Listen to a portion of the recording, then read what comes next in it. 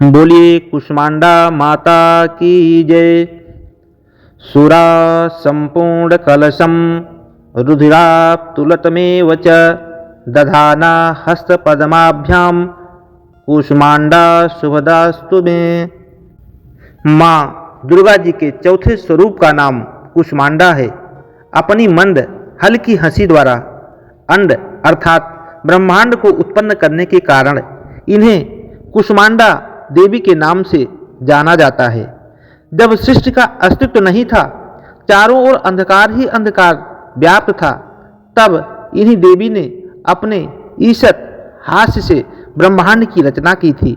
अतः यही सृष्टि की आदि स्वरूपा आदि शक्ति हैं। इनके पूर्व ब्रह्मांड का अस्तित्व था ही नहीं। इनका निवास सूर्यमंडल के भीतर के लोक में है। सूर्य लोक में निवास कर सकने की क्षमता और शक्ति केवल इन्हीं माता में है। इनके शरीर की कांति और प्रभा भी सूर्य के समान ही देदीप्यमान और भास्वर है। इनके तेज की तुलना इन्हीं से की जा सकती है। अन्य कोई भी देवी देवता इनके तेज और प्रभाव की समता नहीं कर सकते। इन्हीं के तेज और प्रकाश से दसों दिशाएं प्रकाशित हो रही हैं। ब्रह्मांड की सभी वस्तुओं और प्राणियों में अवस्थित तेज इन्हीं की छाया है। इनकी 8 भुजाएं हैं, अतः यह अष्टभुजा देवी के नाम से भी विख्यात हैं। इनके 7 हाथों में क्रमशः कमंडलु, धनुष, बाण, कमल पुष्प, अमृतपूर्ण, कलश, चक्र तथा गदा है। 8वें हाथ में सभी सिद्धियों और निधियों को देने वाली जयमाला है। इनका वाहन सिंह है। संस्कृत भाषा में कुष्मांड कुम्हड़े को कहते हैं। बलियों में कुम्हड़े की बल इन्हें सर्वाधिक प्रिय है। इस कारण से भी ये कुष्मांडा कही जाती हैं। नवरात्र पूजन के चौथे दिन कुष्मांडा देवी के स्वरूप की ही उपासना की जाती है। इस दिन साधक का मन अनाहत चक्र में अवस्थित होता है।